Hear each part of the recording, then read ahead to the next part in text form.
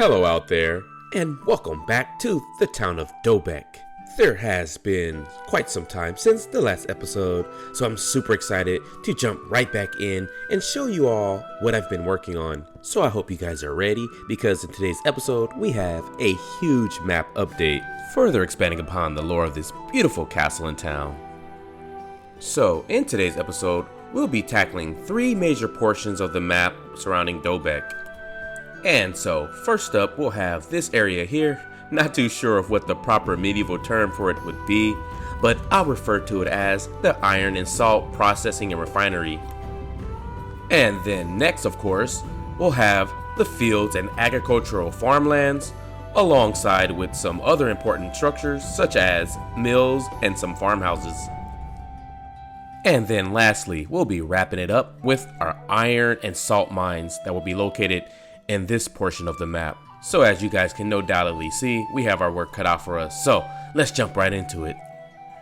So hopping back into our first area here, the Iron and Salt Processing and Refinery Yard, I started off with 2 larger main buildings, where the first one here will serve as the main smithing building where iron and steel ingots for the Lord are produced.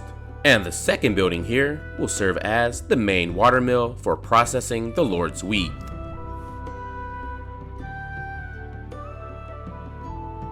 I did add in some simple fortifications around the yard to have some layer of protection from raiders. And lastly here, we have these last 2 small mills with the purpose of breaking down and separating the iron and salt ore from the rock they are embedded in. And now next, I go ahead and add in the crops for the fields with barley, cabbage, and of course wheat. And now from here, I'll carve out another path that'll lead up onto the windmill. And now, lore-wise, this particular mill is very important to the lord of the town, because it would be the main mill the peasants would have access to, but of course for a small fee.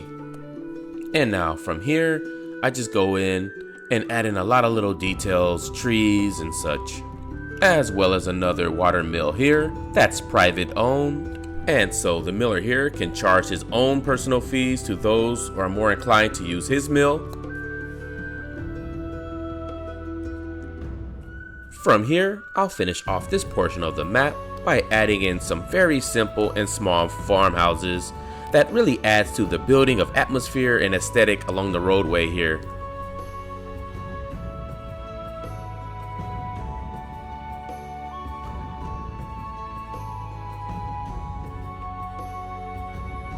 And now I'll go ahead and start adding in the path texturing that leads up to our mine. And then I'll start carving out my mine and doing some terraforming to get it how I want it to look. And lastly, just jumping in and start carving out the inner caves and tunnels here inside the mine. And try to just make these caves and tunnels look as good as possible and just add in some good cave aesthetics. But that's pretty much wraps it up. And now it's about time to hop into my favorite portion of the video, the tour. Alright guys, so I think from here would be the best place to start our tour. But before we get going, I want to take a sec to give you guys the topography or layout of Dobek thus far. So we'll go ahead and open Journey's map here. As you can see indicated by this blue marker, this is our current position. And then our first stop on the tour, we'll make our way up this path here to where we will visit the windmill. And then of course we have the fields here, and then we have these houses that we'll check out along the road here, and then we have a refinery here where our ore and salt is processed.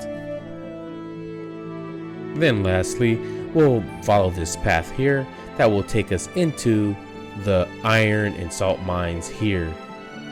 Then lastly, we'll be finishing off the tour by visiting this little depot area here. So that's the layout of the land. And I'm going to try not to do too much talking, try not to explain too much, because I just really want you guys to just kind of be able to relax and just kind of enjoy the tour, the walkthrough of this build. It's a lot of little details, but unfortunately we won't be able to catch them all, but we'll do our best. But yeah. So firstly, we'll go ahead and make our way up to the mill.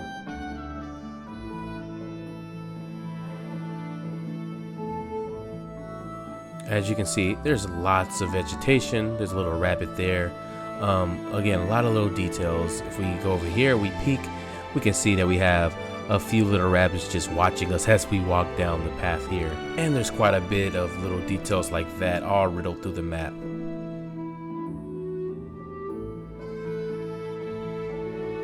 Here we have a little broken wagon that maybe fell over on the way up or maybe even down from the mill.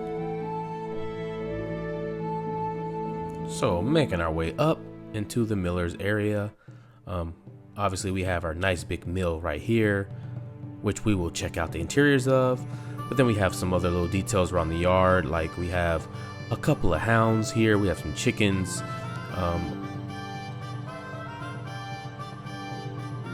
And then if we take a closer peek at the mill, I tried to make this as realistic as possible. And so, like, as you can see, the base, it kind of indicates that the mill is able to swivel and move and catch the wind in its best position possible. And now we'll go ahead and check out the interiors of the mill. And now I did try to make the interiors as realistic as possible, but I kept it really simple in concept. So you guys will see that. So going up the stairs here, as you can see, we have this big turbine or whatever you want to call it, wind wheel that's connected over here to this cog or gear. I know it looks kind of funky, but you know, it's Minecraft. But the basic concept is the big wheel would turn the gear that's connected to this millstone here, and it would grind up the grain that you would pour into this hopper right here. And then if you go down to the bottom, it will then, you know, fill this basin up with the flour that's been grounded from the grindstone above it. And so again, tried to do my best to make it realistic with the little bit of space that I had provided within the little build here. And I would say I did a good job, in my opinion, of course. And now I'm just gonna go ahead and take you around the yard just so you guys can check out some of the little details that are here. And again, we have a couple of hounds here, possibly guarding the yard from raiders or, you know, troublemakers. And then here we have a hooded wagon used to maybe haul up wheat or grain or even flour. And then along back here, we just have a chicken coop with a couple little chickens just hanging out over here alongside a pig. And now we'll go ahead and check out some interiors of the house. It'll be quick because it's just a house. It's pretty much all the same at this point.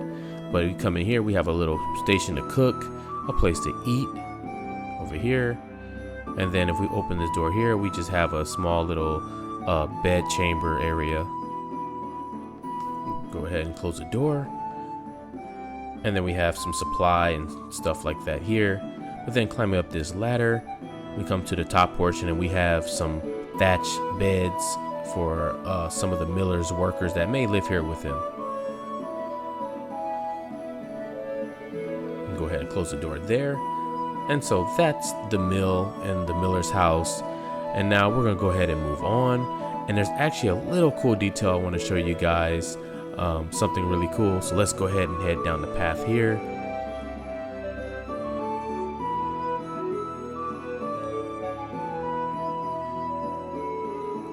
And now if we veer off this path right here and we make our way right in between this tree here, we kind of come to this kind of foresty area. I did my best to make it look and feel as natural as possible, but there's a cool little scene going on here. And as you can see, we approach some wolves here that look like they just caught themselves their meal. They caught themselves a deer. And there's a lot of little details like this scattered throughout the map, and I just thought it's a cool little detail to add. And as you can see, we have some birds flying overhead to add a little bit of cool atmosphere to this little area. And so I think we'll go ahead and double back and head towards our fields so we can get a closer look at them. And so again, we're gonna follow this path back. And then real quick, just check that out. Look how our castle looks against the fields back there. Just looks so cool, so epic.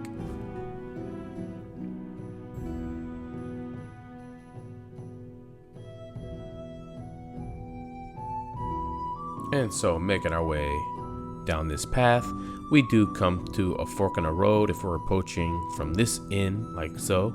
And now we have these little pillars or altars, I believe what they are.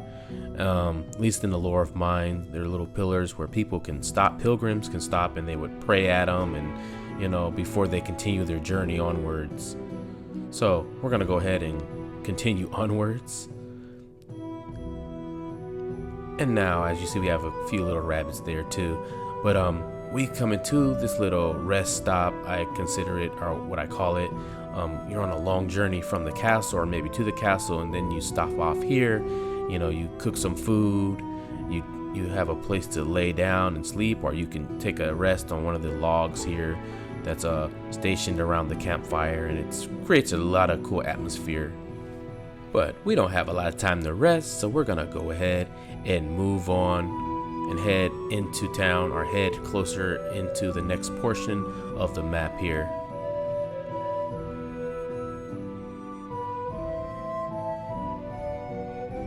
We have this little horse-drawn wagon here, making their way into Dobek.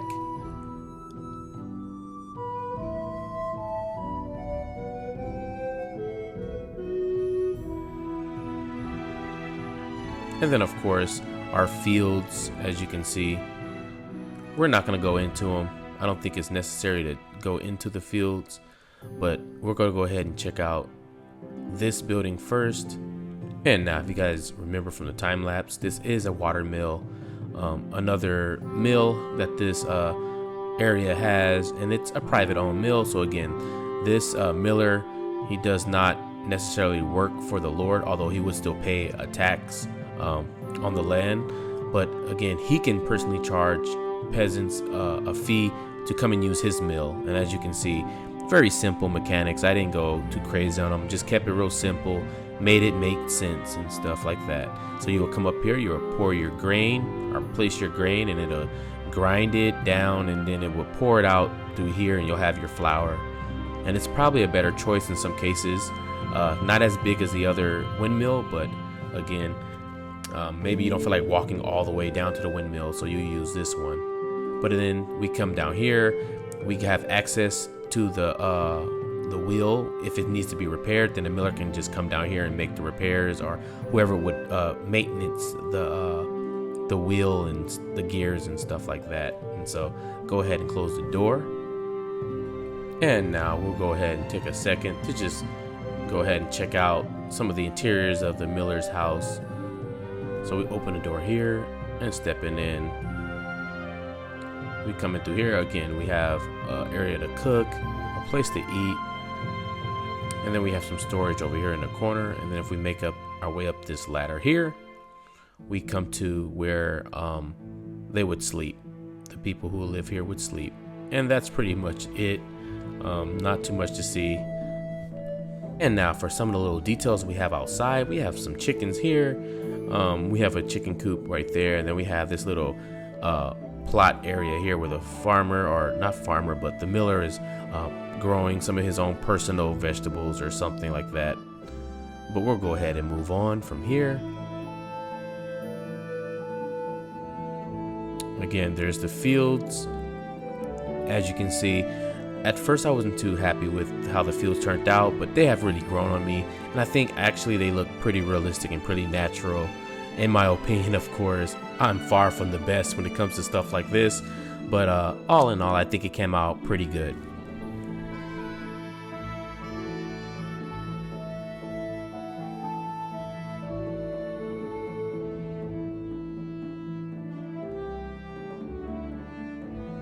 And now, I think we'll go ahead and just kind of take a little look at this little village off the side here, off the side of the road, right over here. And again, this is very heavily Kingdom Come Deliverance inspired. Very simple homes, very built pretty much the same, not too big. A lot of atmosphere in this little grove here. I really love how it turned out. There's a lot going on in here, such as some laundry drying there. If we step inside of some of these little huts, we have a couple of little thatched beds, some chickens around. You know, it all really adds to the atmosphere and aesthetic of this roadside here. I really loved how it turned out. And now our next stop is the iron and salt processing refinery, I guess I call it. We're gonna cross this bridge, and now place is really cool because it's very fortified, almost like a little castle in itself. As you see, we do have this portcullis right here where it can be raised and lowered if needed be. So in case of an attack, if some angry group of peasants or raiders or bandits were to attack this area and try to steal the resources, the iron or salt or whatever, then we can lower down this gate to lock them out, and then not all is lost at that point. But the way it works is we have this chain here that's connected, that follows a groove in the stone that's connected to this here, and then you can use this wheel to open or close the gate. And so now we'll just go around the yard and just check some stuff out now.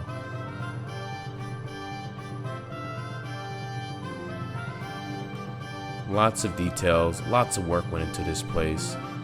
Again, this place is heavily based off of Kingdom Come Deliverance, very inspired. So right here we have, I'm not sure what their names are called, I forget the name, but basically you would put the iron ore or the salt ores into the basket or the bottom, and then the gears or the wheels, the water wheels, would turn when the water is flowing, and then it would smash the iron ore or the salt ore into better, smaller pieces that are more manageable, and then you can further refine that material based off of what you want to do with it. So it's just another little step in the process that's really cool. And matter of fact, the way it works is, I'll show you guys. So the water obviously would flow in through here, which would flow here, but right now it's blocked.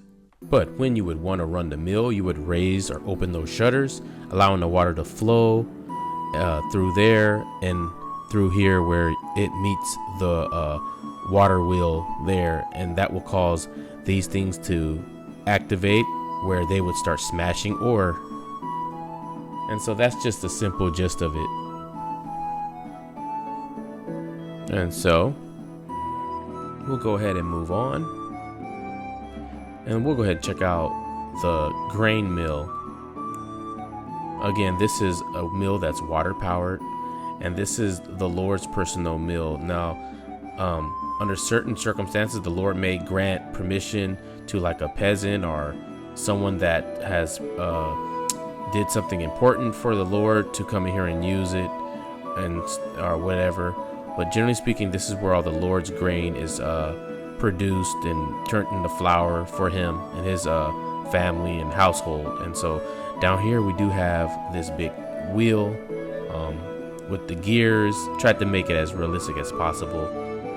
I like the way it turned out, so I'm happy with how it turned out.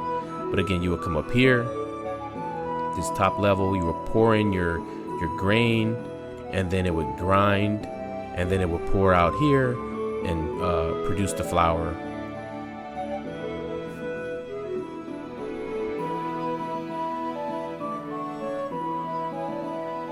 And so that's that. We'll go ahead and close the door, I believe. So flying over here, you guys can kind of see the wheel. Just one of many actual mills here that this town has. So the next portion, we're gonna go ahead and check it out. So we go back this way, we open this door, and we come into, there we go. Now let's open the door here. And now we step into where the salt is further refined. And now after the salt comes from the first mills over there, where it's busted down and grinded down into smaller little bits and pieces over here, then it's brought into here to where now it's small enough to be placed onto this mill, and you would pour in that rock salt there, and it would grind it down into more of a finer substance right here. And now we have salt that the Lord can use in cooking his meals, and he can even sell it for a price. And now we'll go ahead and move on from here. And now stepping into this area. Now this is possibly where the Lord stores all the salt that's being processed in the mill.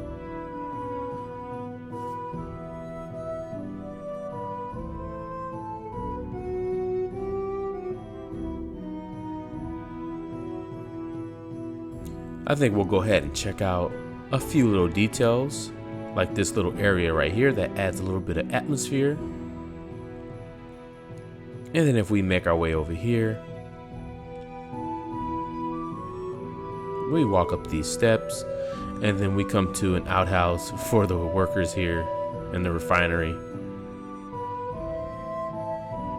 And so moving on, we have this stable area where the horses that pull and haul the loads, the ore, the wagons are kept. And then we have a wagon here, and then some stuff that's just being stored right there. And now we'll move on to check out some more things to see.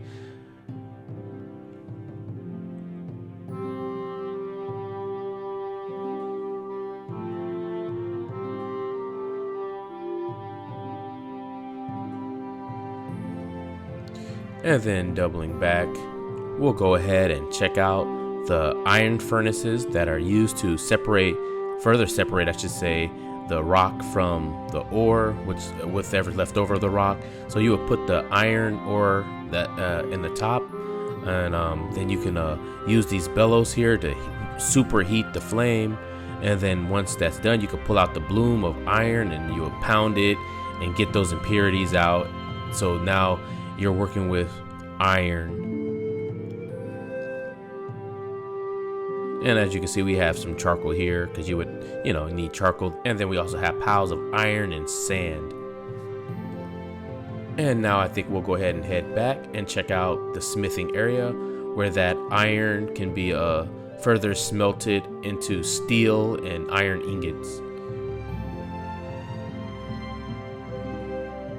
So we'll make our way through here. Pop open the door. Now this building does sit at an angle, so it is kind of wonky, but I think it came out pretty good. So here in the middle of the room, we have the big forge. We have some tools around. We have some more of that iron ore on the floor here. We have a really big bellows right here, used to superheat the flames. And then all about, we have finished iron and steel ingots around.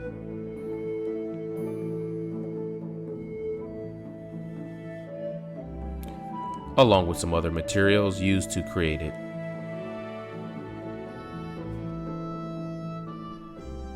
And so that's pretty much that. We do have this cart right here where we have some very raw iron ore that will be processed. And so we'll go ahead and close the door here.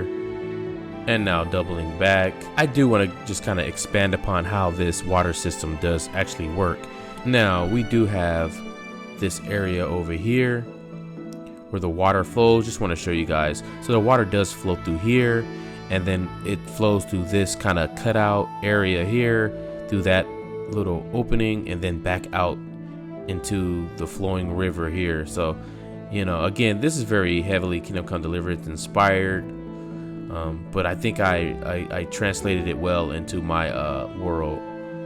But again, we're gonna go ahead and walk this path. We're gonna check out the last kind of place of note within this yard here.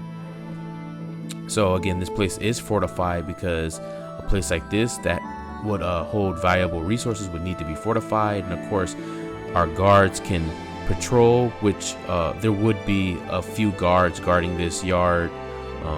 As you can see, they have areas where they can look out to see who's approaching the yard, and they can shoot through these little openings to defend it, of course. But obviously, the main defensive feature to this area would be this tower here. And then stepping in, we have a little chest with some arrows right here. And of course, we have these arrow slits that can be used to defend, as well as keep lookout of who may be approaching this area. So the guards can easily defend this yard needed be. Go ahead and close the door here. And I think that's pretty much it as far as this yard goes. And I think it's time to move on and check out the next part of this map.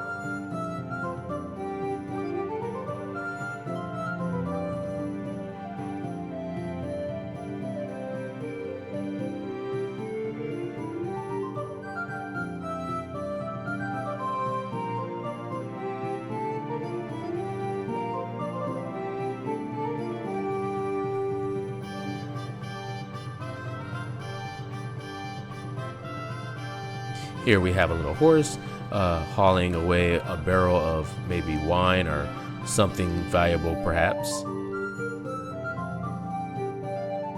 And then we walk over this, make our way over this stone bridge here.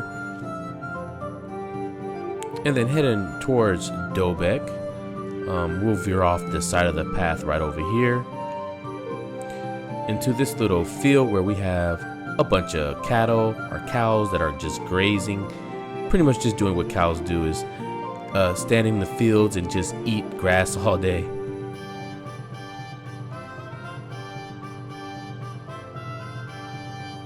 And I really like this because it really creates a lot of atmosphere and it really brings the build to life.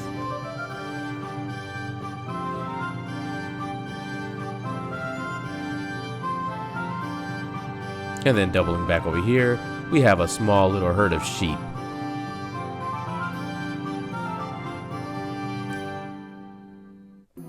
Now guys, I think we'll just take a second just to kind of scan and just kind of take it all in right here. It just came out so nice and so cool. Just want to give you guys another little shot, a little pan shot there.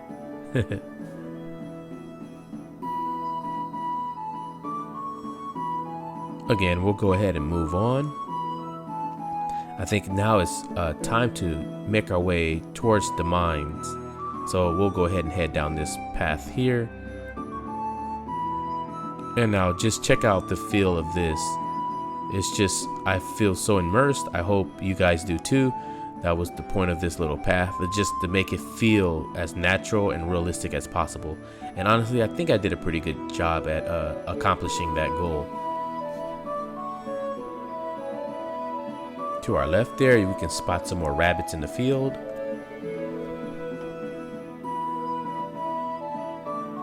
And now as we start to make our way up the road, we get a look at some birds flying overhead. That also adds a kind of cool little aesthetic to this area as well. And now as we approach this fork in the road before we get to the mines, I really like this area right here because again, this little altar would be used to, when people would approach it, they would say their prayers, maybe ask for protection, which makes a lot of sense when going into the mines, that the workers would stop here and pray that their lives are protected while they're working in the mines and that they'll make it home safe and sound at the end of the day. So yeah, that's a cool little tidbit. And then we got a broken cart here. So moving on. Spot another little rabbit right there. They're all over the place in this map.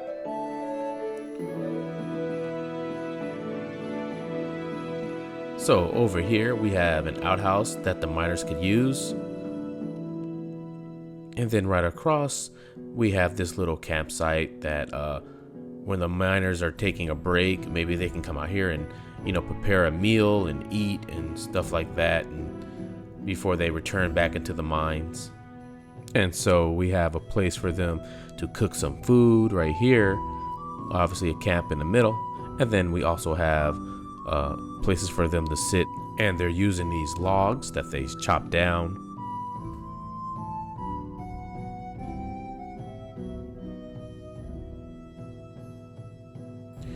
And so now we'll finally journey into the mines. And now guys, it's really cool in here, and it's actually really dark, and I will show you guys real quick. As you can see, turning off my light, you see how dark it is. So let's go ahead and pop that back on and continue. So as we make our way through the mine, we come to this intersection here, but the first path we take, we see there's some raw iron in the wall that can be harvested. We have pitchforks on the ground. And one thing to note is all this is done by hand. This is not naturally here. I had to design it to look this way. But moving on, again, another little shaft here where we have some raw iron.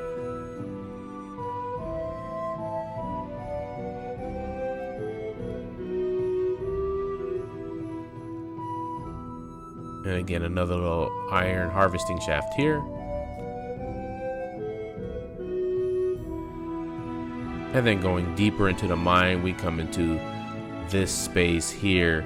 And as you see, we have bats and we have, I think they're called stalagmites. I'm not sure, but we have those hanging from the ceiling and it feels like a real cave in here. And then something real cool back here, as you can see, part of the mine has collapsed over here. And so it's been blocked off. And I really like the way this looked. It kind of adds a lot of character and a kind of a little story of its own to this mine. And now moving on, it's time to check out what I consider is my favorite part of the mines.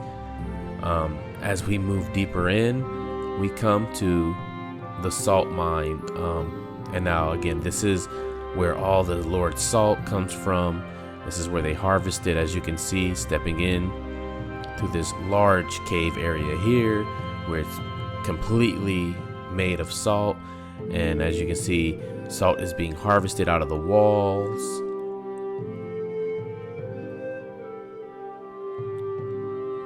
It's been loading in carts and wheelbarrows, and it's just waiting to be, taking back up to the surface to further process it. But yeah, I really love how this turned out. Definitely my favorite part of this portion of the build.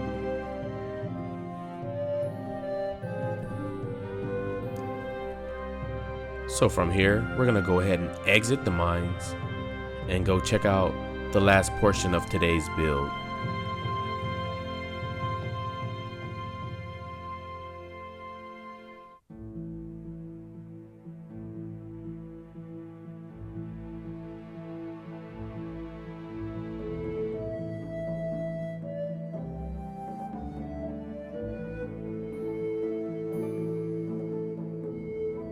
So guys, just check out the nature of this. Just look how natural everything looks and feels. I really love it.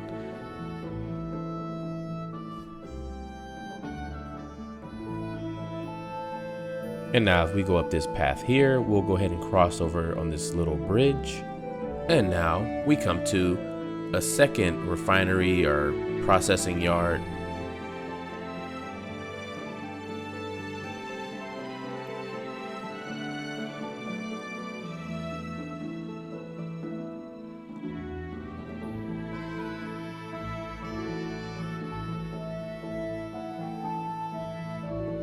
Making our way down this little path over here.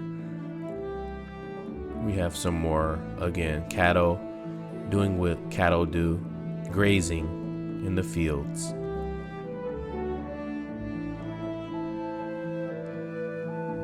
But we'll go ahead and head back and we'll take this path here. And guys, once again, just take this all in. We have a little outhouse there.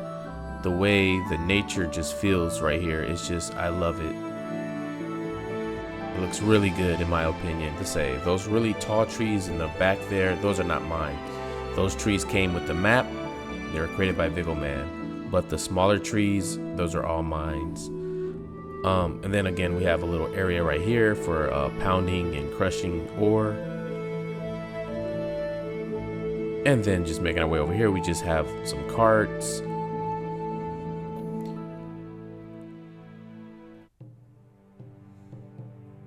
Little house there.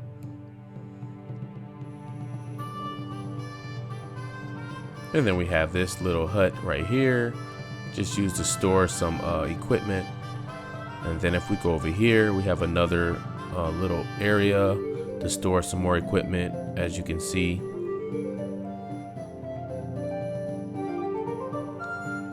And then moving down this path, we have one more little shed area. Again, storing some more equipment and stuff like that that the workers would use. And then that's pretty much it. The path pretty much ends there, and That's pretty much it. Now in future episodes, we may go ahead and build up this area back here. It will not be a part of the Dobek series though. It'll probably be a future series where we're just connecting roads and connecting towns to each other. But yeah, that's pretty much it, guys. And I put so much work into this map, over 100 hours easily. But I hope you guys enjoyed it. I enjoyed it, and so I hope you guys were able to take something from it. Well, guys, that was the huge map update to Dobek. I know it took a while to put this out, but I was putting in so much love and detail into this map that I just couldn't rush it out. I'm really happy with the direction this project is going in, and it has definitely exceeded my expectations. And I'm super confident that it's only going to get better. And so I hope that you guys are ready to stick around to see how the final product turns out. I plan to be wrapping this project up within the next couple of episodes, and I have some more really cool stuff planned that I know that you won't want to miss. As always, big thanks to all of you for watching, and if you are so inclined, please drop a like and or comment. I really do love hearing what you guys think. Until next time, this has been the Kiter Knight, and I bid you a farewell.